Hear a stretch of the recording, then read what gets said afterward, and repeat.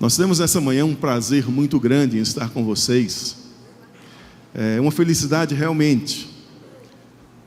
Conhecemos a Igreja Episcopal Carismática há muitos anos. Sempre tivemos uma relação que foi cordial, que foi sempre muito abençoadora. E o Cursilho nos trouxe mais para perto, bem mais para perto.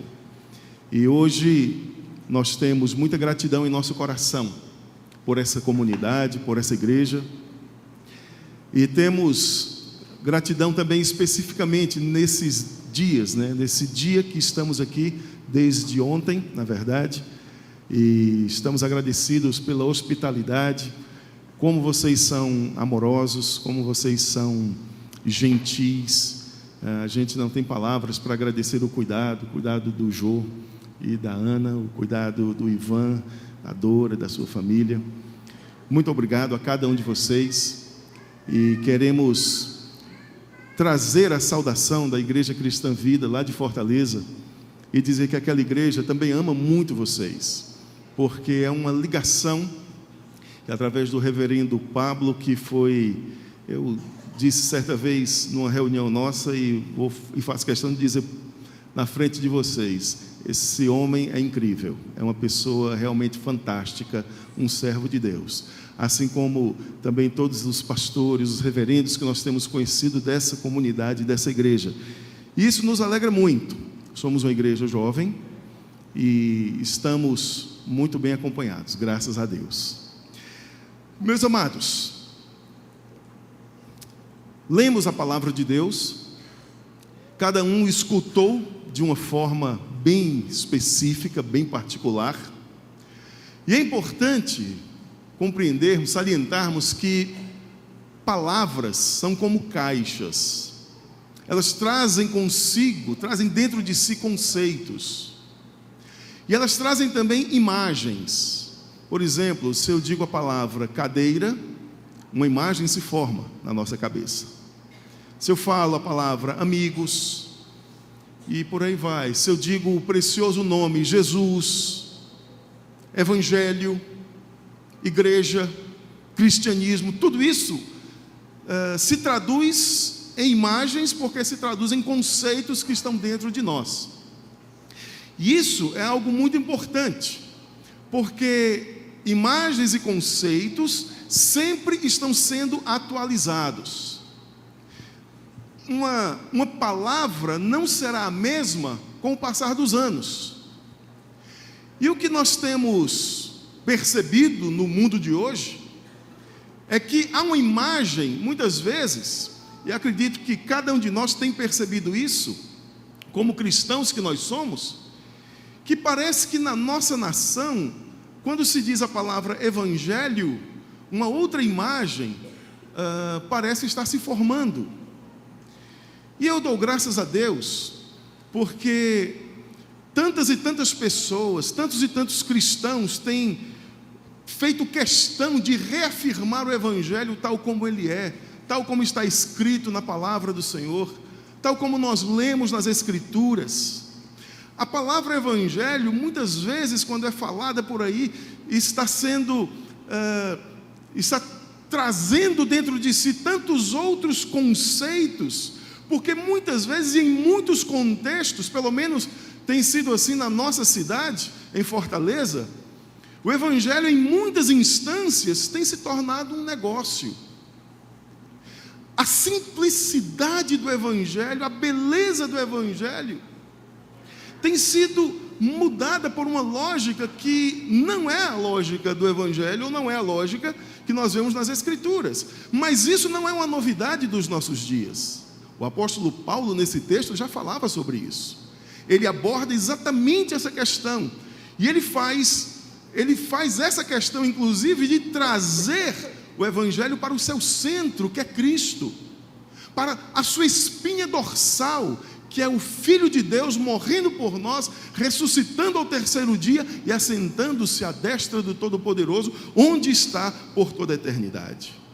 Por isso, existem três coisas básicas que o apóstolo Paulo trabalha sobre a graça de Deus nesse texto do capítulo 15 de sua primeira epístola aos Coríntios. Em primeiro lugar, o apóstolo deixa muito claro que Deus nos trata segundo o seu amor e não segundo os nossos méritos.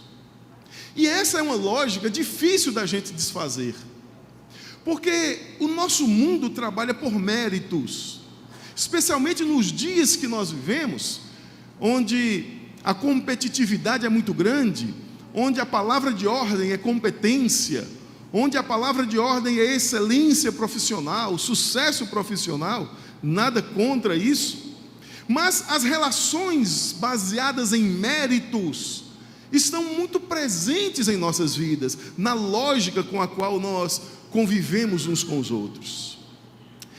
Você já parou para pensar, por exemplo, por que nós fazemos tanta questão de ter razão sempre?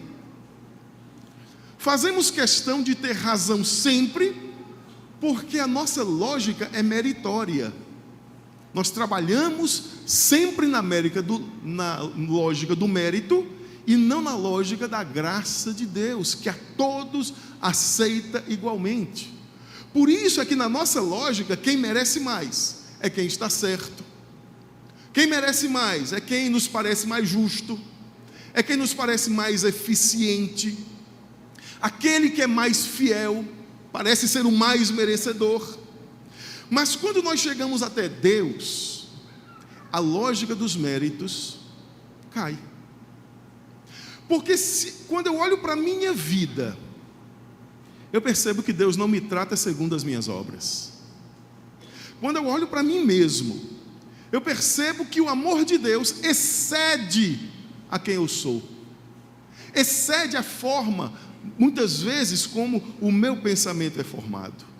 A Bíblia insistentemente nos diz que Deus nos trata segundo o seu amor, segundo a sua graça, segundo a sua misericórdia e não de acordo com os nossos méritos. E a forma do apóstolo Paulo explicar sobre isso é falando da sua própria experiência pessoal.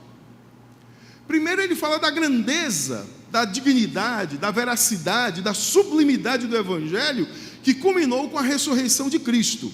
Por isso no versículo 3 ele diz o seguinte: pois o que primeiramente lhes transmiti foi o que recebi, que Cristo morreu pelos nossos pecados, segundo as Escrituras, foi sepultado e ressuscitou ao terceiro dia, segundo as Escrituras, e apareceu a Cefas e depois aos 12. Depois disso, apareceu a mais de 500 irmãos de uma só vez, a maioria dos quais ainda vive, embora alguns já tenham adormecido. Depois apareceu a Tiago e então a todos os apóstolos. E ele vai explicando que diante de toda essa grandeza, ele mesmo não seria digno de ver Jesus. Ele mesmo não seria digno de ser chamado apóstolo, porque perseguiu a igreja, porque foi um homem de sangue, foi um homem violento, porque foi truculento, porque foi injusto. Então, a primeira forma como o apóstolo se refere a Deus em sua vida pessoal, ainda no início da sua caminhada, é a partir dos seus méritos. Ele diz: eu não posso ser chamado de apóstolo porque eu persegui a igreja, porque eu fui um perseguidor de Jesus. Mas, para Deus, apesar do apóstolo, quer dizer, quando ainda era Saulo de Tarso, apesar de ter feito tudo isso, e é verdade que ele fez tudo isso, para Deus, Saulo de Tarso era um homem muito precioso, querido, amado. Deus o amava de tal maneira que revelou-se ao apóstolo, aquele que hoje chamamos de apóstolo Paulo. Porque para Deus, o passado de Paulo ficou para trás. Porque para Deus, tudo aquilo que ele tinha feito, apesar de que Deus, sendo onisciente, sabendo todas as coisas, não esquece, mas a Bíblia diz que Deus lança os nossos pecados no mar do esquecimento, porque Ele não trabalha conosco, Ele não relaciona-se conosco, Ele não lida conosco segundo a lógica dos méritos. Graça de Deus é um relacionamento. A graça de Deus é uma influência positiva sobre a nossa vida, capaz de fazer de nós pessoas diferentes, pessoas novas, pessoas transformadas, razão pela qual na palavra do Senhor está escrito: eu darei a vocês um coração novo, eu vou tirar o coração de pedra e vou colocar em vocês um coração de carne, que seja capaz de compreender os meus estatutos, para fazer com que vocês sejam capazes de caminhar na minha presença. E essa graça manifesta-se de forma maravilhosa na descoberta de Paulo, quando ele percebe que, apesar de ter sido quem foi, apesar do homem sanguinário, apesar de ter perseguido a igreja, ele teve chance com Deus para refazer a sua história de vida. Ele diz no versículo 9: pois eu sou o menor dos apóstolos, e nem sequer mereço ser chamado apóstolo, porque persegui a igreja de Deus. E isso significa que, não importando o que já fomos um dia, hoje podemos ser diferentes, porque a graça de Deus está em nossas vidas, porque Deus lida conosco baseado nessa graça, porque Deus conversa conosco baseado não naquilo que fizemos ou deixamos de fazer, mas no que Ele percebe, vê, sente, sabe do que nós podemos ser, de todo o potencial latente que está dentro de cada ser humano. E nós não precisamos pagar para obter isso. O apóstolo Paulo diz assim: se é por graça, já não é por obras. Quer dizer, é de graça. Jesus Cristo morreu na cruz do Calvário, Ele pagou, não eu. Tudo que Deus faz por nós é por seu amor, é por sua graça, porque Ele nos quer bem, porque você é querido e querida de Deus, porque o desejo de Deus, o objetivo de Deus é transformar a nossa vida, é fazer de nós, é fazer com que esse processo lindo e maravilhoso chamado conversão, chamado santificação, seja uma realidade em nossas vidas, e nós possamos andar em novidade de vida, sermos transformados segundo a imagem de Jesus Cristo. E essa relação, portanto, não se baseando nos meus méritos, mas no simples fato de Deus nos querer bem, e isso é um mistério. Eu olho para mim e digo: Deus, por que o Senhor me quer tanto bem? O ser humano olha para si mesmo e faz a si mesmo essa pergunta: por que Deus nos quer tanto bem? Essa pergunta não tem resposta. O que Deus viu em nós? Essa pergunta não tem resposta. Essa pergunta tem gratidão, aceitação. Eu não sei o que Deus viu em nós, mas Ele viu, ao ponto de tornar-se um ser humano e morrer em nosso lugar. E essa é a maravilhosa descoberta de Paulo, é que nós podemos mudar de vida, porque a graça de Deus é sobre todos. Versículo 10: mas pela graça de Deus sou o que sou. Olha que coisa linda. Pela graça de Deus sou o que sou. Não porque eu sou o melhor de todos, não porque eu dou aula em todos e a todos, mas porque a graça de Deus comigo não foi vã, ela tem transformado. É isso que ele está dizendo: sua graça para comigo não foi em vão, antes trabalhei mais do que todos, contudo não eu, mas a graça que estava e que está em mim. E esse é um raciocínio muito sofisticado e um raciocínio muito importante.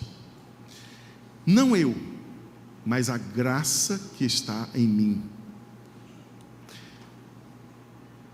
É o permitir que Deus realize sua obra em nós. É o compreender que Deus está fazendo algo em minha vida e a partir da minha vida, e eu quero cooperar com Deus naquilo que Ele está fazendo. O Evangelho da graça de Deus nos diz que nós somos amados e abençoados por Deus, não porque nós realizamos atos que nos fazem merecer.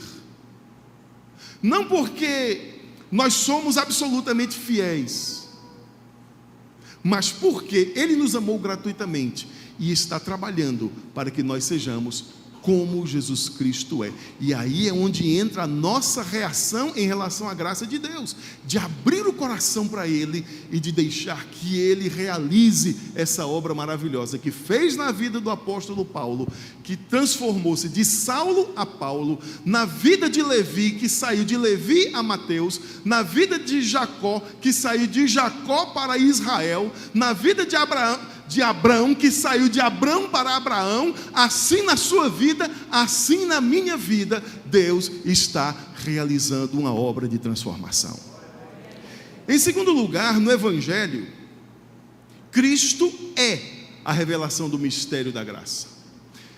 Se há algo que nós podemos dizer a respeito de Deus, Deus é absolutamente misterioso. Quem é capaz de dar conta de quem Deus é? Ninguém. O ser de Deus não cabe na razão humana. Quem Deus é não cabe na razão humana. Os teólogos antigos usavam a seguinte expressão: abscondito Deus, o Deus escondido. Alguns teólogos mais recentes designaram Deus como aquele que é totalmente outro. O que é que eles querem dizer com essa expressão, totalmente outro? É que não temos como acessar o ser de Deus. É que Deus está para além das lógicas. Deus está para além da razão. Deus é aquele que é completamente diferente de nós, abissalmente distante de nós. Por isso a imagem e a relação que historicamente vem ao ser humano, na história, em relação à divindade, é muitas vezes o medo, o terror. Se nós traçarmos uma linha na história, começando pelos egípcios, nós vamos perceber que a noção que os egípcios tinham acerca das suas divindades era uma noção que causava terror, susto, medo, espanto. Se nós observarmos os povos circunvizinhos de Israel, na época em que Israel estava no deserto, os heveus, jebuseus, os hititas, amalequitas, as suas divindades eram cruéis. Baal era uma divindade cuja mitologia exigia sacrifício de crianças. Os deuses eram cruéis. Se você andar um pouquinho mais à frente, na mitologia grega, você vai perceber que as divindades gregas eram igualmente maléficas. Poseidon estuprou uma jovem dentro do templo da deusa Atena, diz a mitologia. Um deus capaz de estuprar. E a deusa Atena, com raiva da jovem, amaldiçoou a jovem, que se tornou a Medusa, e a condenou à solidão. Qualquer ser humano que olhasse para a Medusa se tornaria em uma estátua de pedra. Condenou a jovem que foi vítima à solidão. Por quê? Porque no Olimpo não há justiça, há poder. Porque a lógica das divindades é a lógica do poder. Porque a lógica de todas as mitologias é essa lógica meritória. Manda quem pode, obedece quem tem juízo. Mas Deus colocou essa lógica das divindades pagãs de ponta cabeça através do Evangelho da Graça. Porque se prestarmos atenção, o Evangelho da Graça é a contradição de toda essa lógica pagã. Aquele que dele se afirma que é o totalmente outro, veio até nós em figura humana para ser aquele que é totalmente com o outro, com o próximo, e mais do que isso, aquele que é como nós. Ele assumiu a figura humana. Gente, vamos pensar um pouquinho sobre o que significa isso. Deus é eterno, ou seja, nunca houve um tempo em que Ele não existisse. Deus é soberano, Ele está acima de todas as coisas. Deus é santo, absolutamente santo, terrivelmente santo. E esse Deus torna-se um ser humano, sujeita-se ao tempo. Durante 33 anos vive nessa terra, morre de uma morte terrível, indigna, como escória.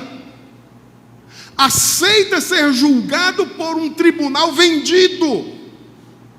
E como ovelha muda diante dos seus tosqueadores, aceita de bom grado uma culpa que não é sua. Aquele que é totalmente outro é aquele que manifesta-se ao lado do outro. É aquele que muda a lógica da humanidade. Por isso é que o cristianismo é uma religião sui generis, diferente de tudo aquilo que a gente vê no mundo. Porque o Deus do cristianismo, que é o único Deus que existe, muda, traz consigo toda uma mudança de lógica. Ele não exige sacrifícios, ao contrário. Essa é a lógica da graça. Se alguém tem que sacrificar-se, não é você, sou eu. É o que Deus diz. Se alguém tem que padecer, não vai ser você, porque eu amo você. Quem se sacrifica sou eu. Isso fica muito claro, porque às vezes a gente pensa, não, isso é coisa do Novo Testamento. Não é.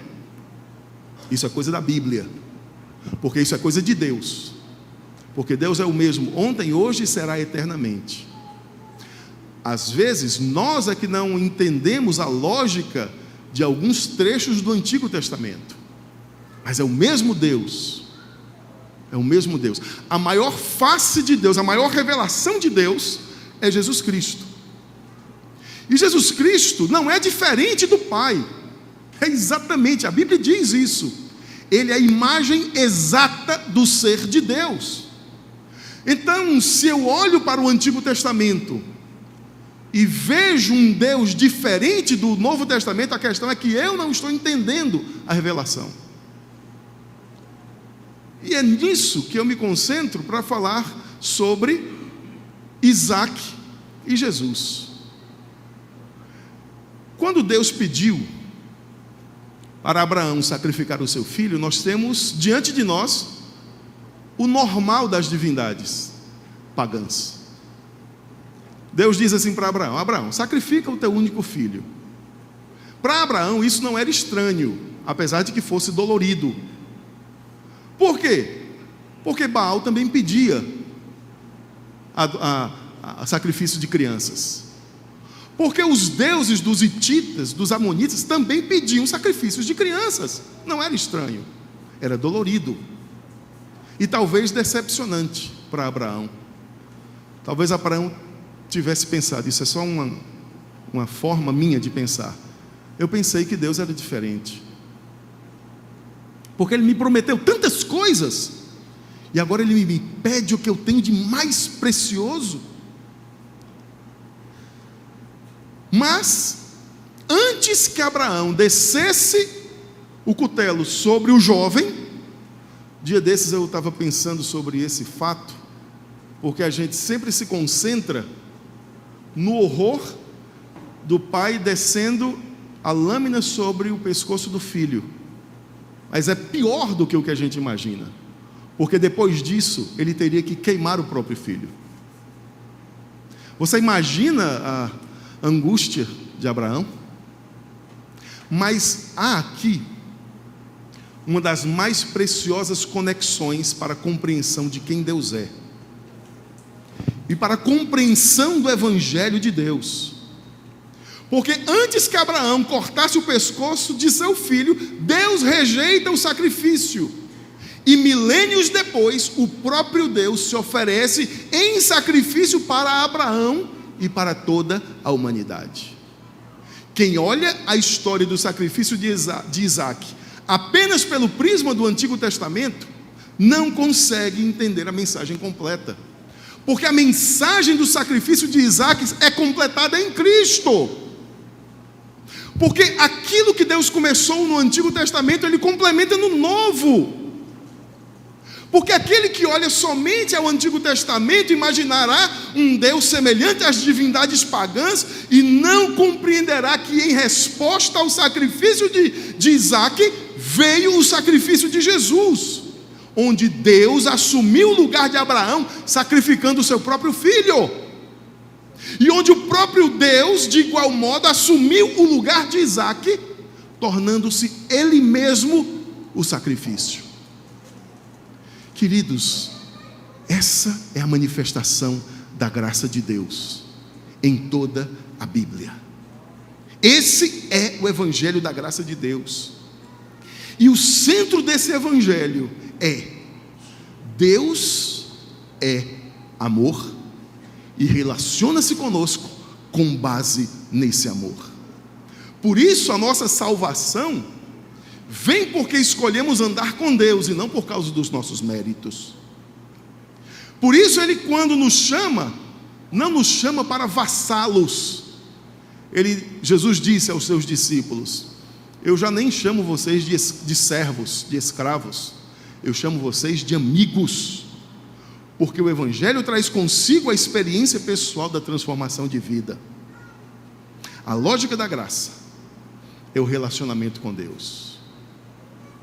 A lógica da graça é o afeto de Deus, é a intimidade com Deus, é a nossa redescoberta como filhos amados de Deus.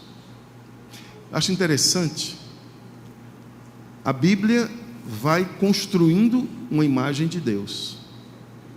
As primeiras impressões que nós vamos tendo sobre Deus são inclusive reais. Deus é onipotente, onipresente, onisciente. Deus é o Todo-Poderoso. Ele está acima de todas as coisas. Mas essa evolução vai nos mostrando para onde Deus deseja levar a humanidade. Porque a maior revelação que Deus fez sobre si mesmo é a de que Ele é Pai. A oração que Jesus nos ensinou, que é o Pai Nosso, salienta isso. Pai Nosso. Por quê? Porque é o Pai de todos. Pai Nosso, por quê? Porque é aquele que deseja relacionar-se com toda a humanidade. Porque deseja revelar-se para a humanidade, não como o totalmente outro, não como o abscôndito Deus, não como aquele que vai além, mas como aquele que está aqui e agora. Nunca te deixarei, jamais te abandonarei. Por isso, queridos, entrega pessoal é a reação mais coerente do Evangelho da Graça. Paulo diz assim, no versículo 10: mas pela graça de Deus sou o que sou, e a sua graça para comigo não foi em vão. Antes trabalhei mais do que todos eles, contudo não eu, mas a graça de Deus comigo. E a lógica de Paulo é a seguinte: Deus, sendo soberano, estando acima de todas as coisas, entregou-se por nós. Por que eu não posso fazer a mesma coisa por Ele? O Evangelho traz alguns insights que, se forem percebidos por nós, nós perceberemos a grandeza e a glória da revelação dEle. A ceia do Senhor, por exemplo, a Eucaristia, é uma das revelações mais profundas sobre quem Deus é. E Pedro entendeu. Porque quando Jesus vai lavar os pés de Pedro, bacia, toalha, água, Jesus vai ajoelhado lavar os pés de Pedro, e Pedro diz: de modo algum lavarás os meus pés, Senhor. Por quê? Lembre-se que poucas horas antes, Pedro havia tido uma revelação de Deus. Quem é o Filho do homem? Aí Pedro disse: tu és o Cristo, o Filho do Deus vivo. E Jesus disse: muito bem, Pedro, não foi carne nem sangue que te revelou, foi o meu Pai que está no céu. Quando Jesus vai lavar os pés de Pedro, eu creio que ele lembrou-se: quem vai lavar os meus pés? Deus? Não, isso não faz sentido. Deus não pode lavar os meus pés. Mas se nós prestarmos atenção, aquele momento na ceia é a história de Deus com a humanidade. Em todo tempo, Deus está amando, servindo e lavando os pés da humanidade. Esse é o maior exemplo de soberania que se pode ter. Só mesmo um ser absolutamente soberano é capaz de amar como Deus ama. O que faz de Deus especial não é o fato de Ele ser soberano, porque se eu digo que Ele é Deus, entende-se que Ele tem que ser soberano. É o fato de um Deus soberano ser capaz de um ato tão belo, tão reconstrutor. E eu tenho a convicção de que é exatamente isso que tem conquistado a humanidade, porque esse Evangelho de Cristo vem anunciando a cada um de nós o amor de Deus, que ama o pecador. Quando Jesus Cristo morre na cruz, Ele está lavando os pés da humanidade. Quando Jesus Cristo ouve a oração de um pecador, Ele está lavando os pés da humanidade. Por isso, meus queridos, entrega é a única palavra que cabe em resposta ao amor de Deus. Eu quero convidar você a se colocar em pé nesse momento.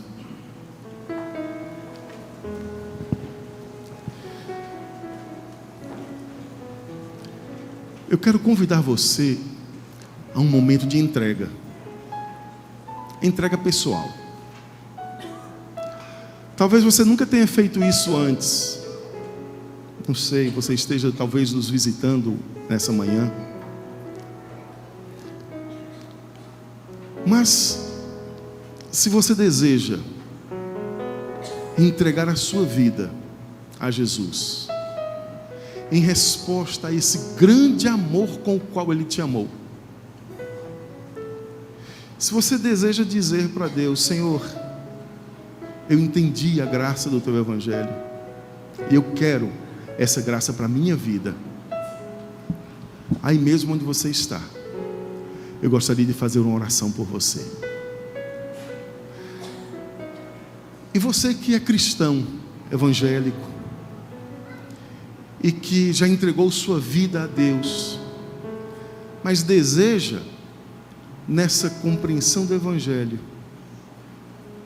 dizer para Deus, numa renovação de sua fé: Senhor, eu quero te agradecer por teu amor.